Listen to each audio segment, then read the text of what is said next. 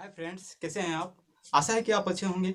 Friends, आज मैं 7th class NCERT book math का फर्स्ट चैप्टर शुरू करने जा रहा हूं, जिसका हेडिंग है पूर्णांक। फ्रेंड्स, हम समझेंगे कि पूर्णांक क्या होता है, पूर्णांक किसे कहते हैं, पूर्णांक के विषय में पूरी आसानी तरीका से समझेंगे।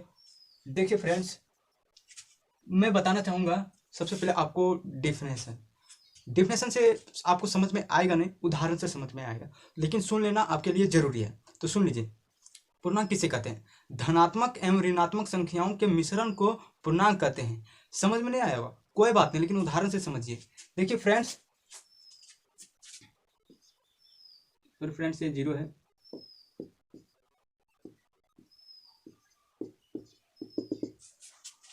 देखिए फ्रेंड्स, ये सभी क्या है, संख्या। आप लोग बोलेंगे बिल्कुल संख्या है, लेकिन अगर ये पूछा जाए कि ये कौन सी पूर्णांक है, तो ये धनात्मक पूर्णांक है। कैसे? क्योंकि ये पॉजिटिव है, इसमें सभी में प्लस छुपा हुआ है, प्लस छुपा हुआ है, प्लस है, ये सब छुपा हुआ है। आप जानते हैं इस बात को, नहीं जानते तो आप भी जान लीजिए। और देखिए फ्रेंड्स, यही अगर ये है,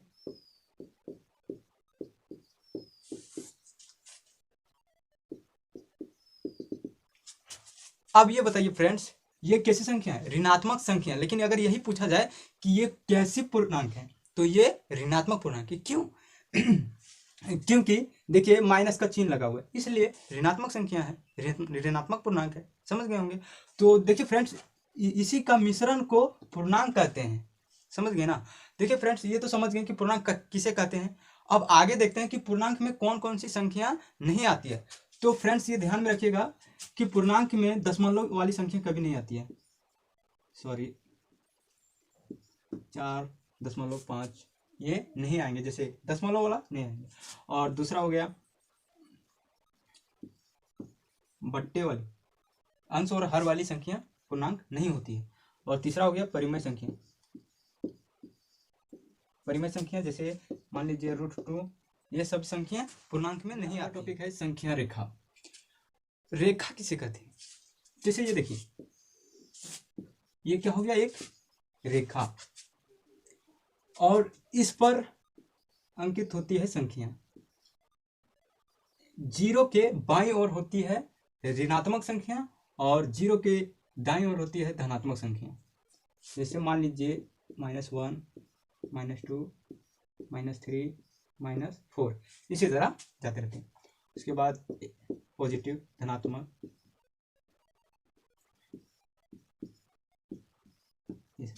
ऐसी होती है।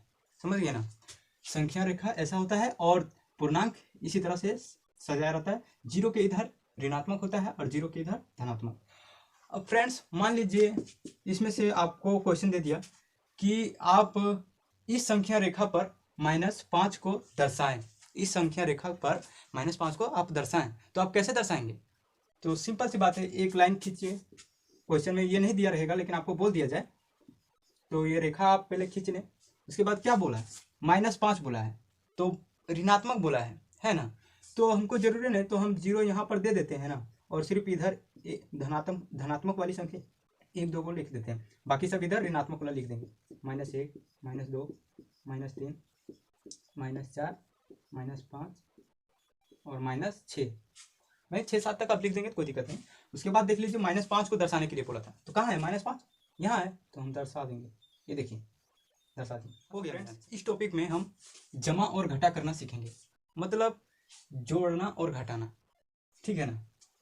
तो आपको एक चार्ट याद करना पड़ेगा, तभी ये आसान होगा। क्योंकि देखिए फ्रेंड्स, आप लोग ज़्यादातर मिस्टेक कहाँ करते हैं, यही जोड़ और घटाव में। सबसे अच्छा से अच्छा इंसान से भी किसमें, मतलब अगर गलती होता है तो जोड़ और घटाव करने में ही गलती होता है। बहुत इजी है, लेकिन इजी वाला चीज़ ही मिस्टेक होता है, गलती होता है, उसी से ही गलती होता है। इसलिए आप इसे अच्छी तरह से समझ लें, ताकि आपसे गलती ना हो, एग्जाम में मार्क्स आपका ना कटे। तो चलिए देखिए फ्रेंड्स, देखते हैं। धनात्मक एवं ऋणात्मक मतलब प्लस माइनस माइनस होगा, माइनस प्लस माइनस होगा, माइनस माइनस प्लस होगा, प्लस प्लस प्लस होगा। देख लीजिए फ्रेंड्स, ये आपको याद रखना है। आप एग्जाम्पल से आपको समझाते हैं, आपको समझ में नहीं आया होगा, लेकिन हम एग्जाम्पल से आपको समझाते हैं। मान लीजिए फ्रेंड्स, +4 है, यहाँ प्लस छुपा रहता है, आप जानते हैं इसे, लेकिन फिर भी हम दिखा दें। और -2 करते हैं तो प्लस माइनस माइनस है ना, तो 4 में 2 गया तो 2 बचा। लेकिन हाँ, पहले यहाँ एक ध्यान रखिएगा, 4 में 2 गया तो 2 बचा, लेकिन चिन्ह किसका लगेगा, तो ये ध्यान रखना कि बड़े वाले का चिन्ह हमेशा लगता है, बड़े वाली संख्या का चिन्ह हमेशा लगता है। तो बड़े वाली संख्या कौन सा, 4, और 4 के बगल में कौन सा चिन्ह है, प्लस, तो प्लस का चिन्ह लगा है, यहाँ छुपा हुआ रहता है, ठीक है, समझ गए। तो अब देखते हैं दूसरा एग्जाम्पल। जैसे मान लीजिए -5 लिए और +4, तो प्लस और माइनस क्या होता है, माइनस। तो 5 में 4 जाएगा तो कितना बचेगा, 1। लेकिन हाँ, अब फिर ध्यान देने वाली बात है कि चिन्ह कौन सा लगेगा, चिन्ह जो है वो कौन सा लगेगा, अब समझ रहे होंगे।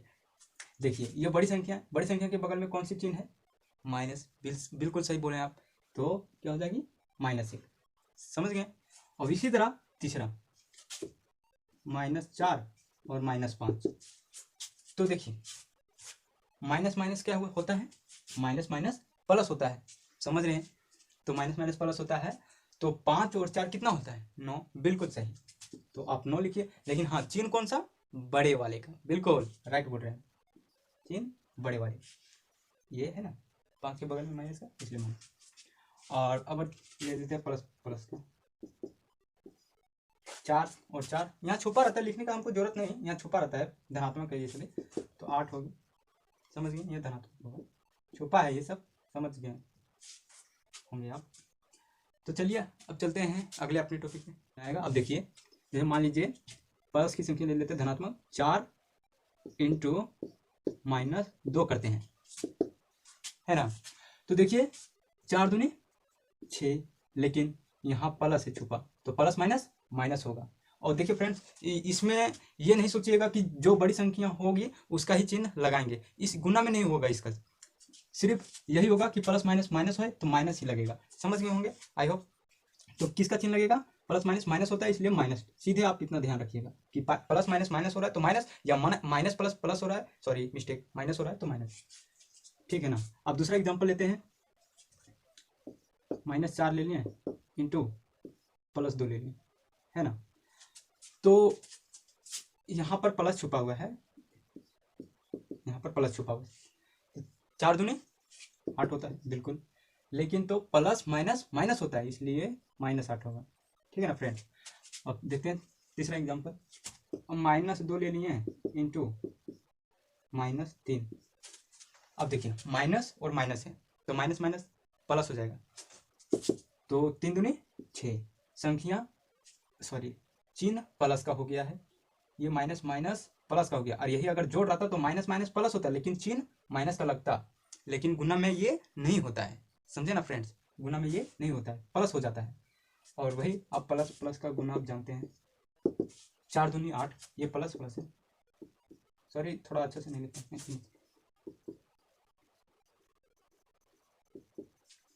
प्लस प्लस है, तो 4 दूनी 8, ये प्लस में आ गया।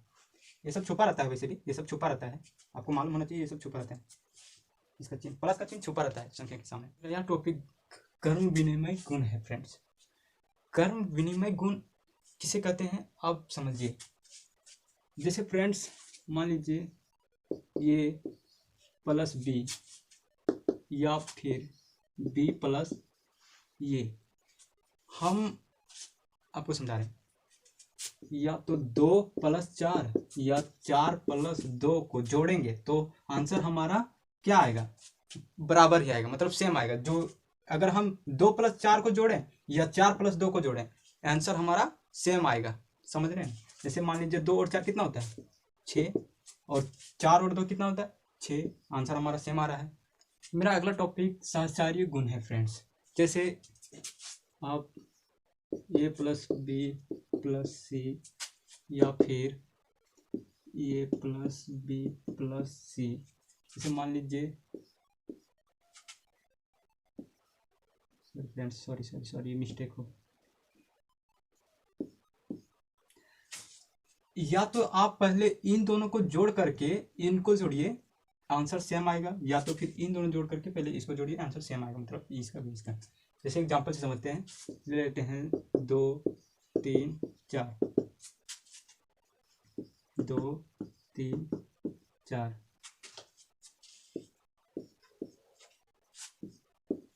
सॉल्व करते हैं, देखिए फ्रेंड्स सेम आंसर आएगा इसका भी और इसका भी। 4 और 3 कितना होता है 7, तो ये पहले 2 लिख लेते हैं हम, और 7 और 2 9,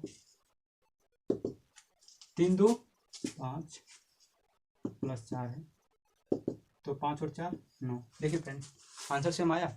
सहचार्य गुण इसे कहते हैं।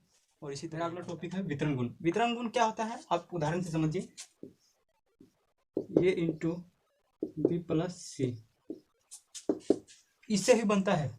जैसे ए को एक बार बी से गुना करना पड़ेगा और फिर दोबारा आपको ए को बी सी से गुना करना पड़ेगा और बनेगा। अगर ए इंटू बी करेंगे तो मतलब ये ही हो रहा है, ये इंटू बी करेंगे तो लिखते हैं इंटू बी करेंगे, प्लस है तो प्लस का चिन्ह देंगे, उसके बाद इस ये इंटू सी करेंगे, ये इंटू सी करेंगे और मान बैठाएंगे तो इसका जो आंसर आएगा और इसको सॉल्व करने पर इसका जो आंसर आएगा वो सेम होगा, दोनों का सेम होगा। समझे ना फ्रेंड, इसी को कहते हैं वितरण गुण। तो मान बैठा करके आपको समझाते हैं, समझ में आएगा आपको। मान लीजिए यहाँ 2 लेते हैं इंटू यहाँ 3 और 4 लेते हैं बराबर, ए का मान था 2, बी का मान था 3 है, प्लस ए का मान था 2, सी का मान है 4। तो देखिए फ्रेंड्स इसको जोड़ करके इसमें गुना करेंगे तब जो आंसर आएगा, या फिर इसे गुना कर करके जोड़ेंगे लास्ट में तो इसका मतलब सेम आंसर आएगा। देख लीजिए सॉल्व करते हैं। 4 और 3 7 होता है, तो पहले 2 इंटू 4 और 3 7, तो 7 और 2 कितना होगा, गुना करेंगे तो 14 आएगा। तो सेम उसी तरह 3 दूना 6 प्लस 4 दूना 8, 8 और 6 को जोड़ेंगे तो कितना आएगा 14। देखिए फ्रेंड आंसर सेम आया है, इसी को कहते हैं वितरण गुण। फ्रेंड्स इस चैनल पर आए हैं तो आपको कोई और वीडियो देखने की जरूरत नहीं है, मैं आपको अच्छी तरह से समझाऊंगा और अगर वीडियो समझ में आए तभी आप मेरे चैनल पर रहिए, अन्यथा अगर आपको समझ में नहीं आ रहा है तो कोई दिक्कत नहीं, आप किसी और चैनल के पास जा सकते हैं, किसी और की वीडियो देख सकते हैं। लेकिन आप विश्वास कीजिए मेरा कि मैं अभी इस टाइम बना रहा हूँ तो थोड़ा मेरा अभी काम है कुछ, उधर ही मेरा माइंड जो है उधर ही जा रहा है, इसके कारण से मैं अभी खुल के बता नहीं पा रहा हूँ। लेकिन आप मेरा विश्वास कीजिए अगले और भी वीडियो में आप देखेंगे तो हम पूरा एनर्जी से आपको बताने का प्रयास करूंगा, सच बता रहे फ्रेंड्स। और अगर आप वीडियो अच्छा लग रहा है तो प्लीज़ चैनल को सब्सक्राइब कर लें और वीडियो को लाइक करें, और अगर अच्छा नहीं लगता है तो आप डिसलाइक भी कर सकते हैं, कोई दिक्कत नहीं। तो देखिए फ्रेंड्स वितरण गुण इसे कहते हैं। अब चलते हैं हम अपने अगले टॉपिक के। मेरा यह टॉपिक है शून्य मतलब जीरो। जीरो को कैसे उपयोग में करते हैं और कहाँ इसका क्या वैल्यू है, कहाँ ये क्या दूसरे के मान में क्या परिवर्तन कर सकता है। तो फ्रेंड्स हाँ बिल्कुल कर सकता है। जैसे मान लीजिए 0 + 2 करेंगे तो आंसर हमारा 2 ही आएगा, इसमें तो कोई वैल्यू चेंज नहीं किया, इसका जो था वही आया। लेकिन अगर हम -0 × -6 करेंगे तो क्या इसका वैल्यू 0 आएगा। मतलब कोई भी कितना भी बड़ी संख्या से रहे और यदि 0 से गुना किया जाए तो वह उसका आंसर 0 ही आता है। फिर से सुनिए, 0 से कितने भी बड़ी संख्या से गुना किया जाए आंसर उसका 0 ही आता है फ्रेंड्स, 0।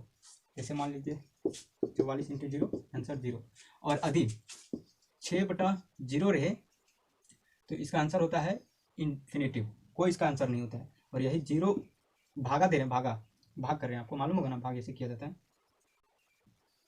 0/6 रहे मतलब 6 से 0 में भागा दिया जाए तो इसका आंसर हमेशा 0 आता है।